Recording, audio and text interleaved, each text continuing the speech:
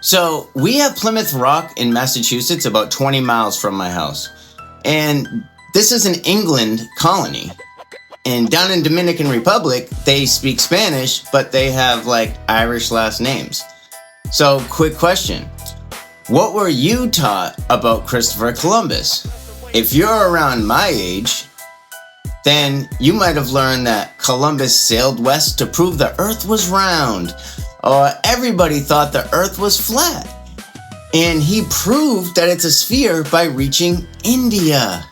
And that's why the Native Americans are called Indians. But now they teach something completely different. And the new story? It's even more ridiculous than the old one.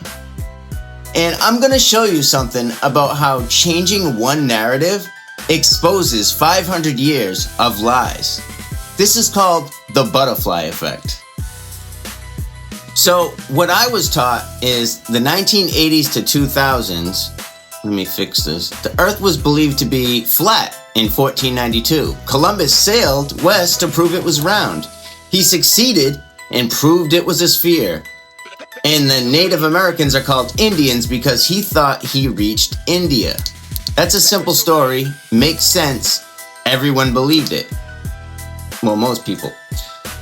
But what they teach now is actually everyone knew Earth was a sphere since ancient Greece.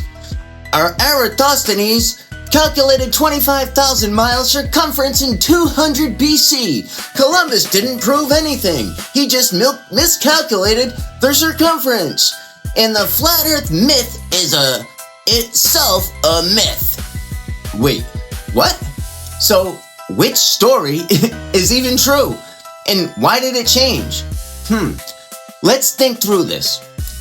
According to new curriculum, Eratosthenes or Eratosthenes calculated Earth's circumference at 25,000 miles in 200 BC. Fact 2, this was established knowledge for educated Europeans by 1492. Fact 3, Columbus sailed west and looking for trade routes and thought he landed in Southeast Asia in the Spice Islands, and India is still east of Europe, so the news story claims. And Columbus was an educated navigator who knew the earth was a sphere, but he just thought it was a smaller circumference. And he knew India was east of Europe, but India had nothing to do with this trip now. He sailed west to reach the Southeast Asia, and he was off by 700% about his distance. He went the opposite direction from the shortest route to go to his destination, and we celebrate him as a brilliant navigator. If sphere is 25,000 miles in circumference, Asia is a few thousand miles east. And why would you go west to get there? You know, like if you knew the earth was a ball, but he thought it was a shorter route around. So in 3,000 miles, he reaches this land. He thinks he's in Southeast Asia and the Spice Islands, the East Indies. And 600% off if he's going the wrong way, going in the wrong direction entirely. This makes him geographically incompetent, mathematically incompetent, a lucky fool who stumbled on America, and apparently now thought he was in the East Indies. Yet we teach about him as some skilled navigator. Make it make sense. I mean, the official story is Columbus called Native Americans Indians because he thought he reached the East Indies, Southeast Asia. And there's a lot of evidence against this. Columbus called it the New World. If he thought it was the East Indies, why would it be new if he was just looking for trade routes? The East Indies are ancient. It's well-known land. It's not New World. The New World is the admission that it's not the East Indies. Another one is there's 0 features of the East Indian Islands in the Southeast Asia continent. No spices, none of their architecture, none of their languages, none of their people. I mean, there's no confusion. Everyone knew immediately that this is not The East Indies. Like, how do you not know? I mean, is this dude dumb? I mean, maps showed separate land masses immediately. Within years, maps labeled the Americas separately.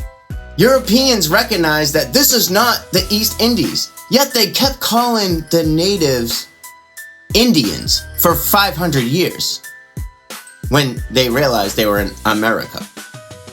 So there's legal and governmental embedding here. The Bureau of Indian Affairs is U.S. government, treaties using the Indian tribes, identity terms, the American Indian movement. It's systematic. It's not accidental. If it's an honest mistake, why does it persist for 500 years? If Columbus realized that this is an error, then why do they keep the wrong name? If everyone knew this is not the East Indies, why do you call them Indians? Not to mention that nobody called people from the East Indies Indians. Two different things. And how did India end up in the other narrative? You know, this term was deliberately maintained to reinforce a narrative. Columbus sailed west, reached India to prove a sphere Earth geography. The Indians' name is propaganda, supporting the globe model. And now they're hiding it. They're trying to cut and copy and paste and edit their entire narrative. But guess what? There's a butterfly effect. Because now, if you look at the two things objectively and bring them together, you realize that none of this even makes any sense. Not to mention all the evidence that there's no curvature on the entire face of Earth. What happened here? Before, globe promoters needed historical proof. They created Columbus proved the sphere by sailing west to reach India. It required everyone believed it was flat before him, and the evidence is he thought he reached India, which would be spherical navigation around a ball. The problem is, flat Earth research gained popularity. Major popularity, not to mention you can sail west and reach India on a flat Earth too. So their response here is to change the narrative. The new claim is flat Earth is always a myth. Nobody ever believed that. And the new claim, everyone always knew it was a sphere. New claim is Columbus didn't prove anything. He just sought new trade routes in the East Indies. But he called them Indians for 500 years incorrectly. But this created new problems. You can't change the Indians terminology in the 1990s. It's too embedded. Or in 2010, whenever they made the switch. You can't explain Columbus's navigation success equals wrong by 700%. You can't explain medieval flat Earth maps if everyone knew it was a sphere. You can't explain ancient navigation which used flat Earth geometry. You can't explain exploration motivations. Why risk unknown? Why risk unknown if sphere geography is known? This is ad hoc patching. Definition is fixing one problem in your theory by adding new claims, which create new problems, requiring more patches, which create more problems, which require more patches. The butterfly effect. Like, patch 1. Actually, everyone knew it was a sphere. Problem, the Columbus story breaks. Another patch, Columbus just miscalculated the circumference of Earth. The problem is that makes him incompetent. Because if everyone knew, then what is he doing? Another patch is, well, he was a colonial villain anyways. The problem is that doesn't explain his navigation success, and that is a holiday named after him. Another patch is the math is too complex to explain. I mean, we just explained it. He was off by 700%. Each patch exposes another hole. This is how you know the entire foundation is false.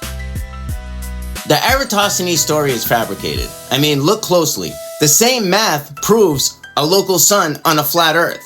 It doesn't require a sphere at all. The shadow angles work on both models. Prove sphere? That's interpretation, not direct measurement. That's not science. And Columbus proved sphere is also fabricated. Navigation works on a flat Earth plane. The India connection was added later. And New World equals separate landmass acknowledgement. And that admits that he didn't just go looking for trade routes. The Indians' terminology is just fabricated, just like the Eratosthenes story. It's maintained deliberately for 500 years. It supports a sphere narrative, embedded systematically. You can't remove it without confession. And everything supporting the globe model breaks down under closer examination and scrutiny. Historical narratives contradicting each other is bad, but they don't want to talk about that. You know, all these smart people on TV, but nobody's mentioning how much these stories don't align with each other, and the terminology reveals the propaganda. It's not description. Curriculum changes? Like, what? They expose the ad hoc patching. When you patch one lie, you expose the entire system. They changed flat earth was believed in 1492 to sphere was always known. Like, what? But they couldn't change the Indian's name. It's too embedded. They couldn't change the Columbus story. It's too celebrated. He has his own holiday. They can't change medieval maps. They exist in museums. Or ancient navigation. It's documented in texts. I mean, the result is it's contradictory patchwork that makes absolutely no sense. It proves the foundation itself is false. So here's what I conclude. None of these stories are true.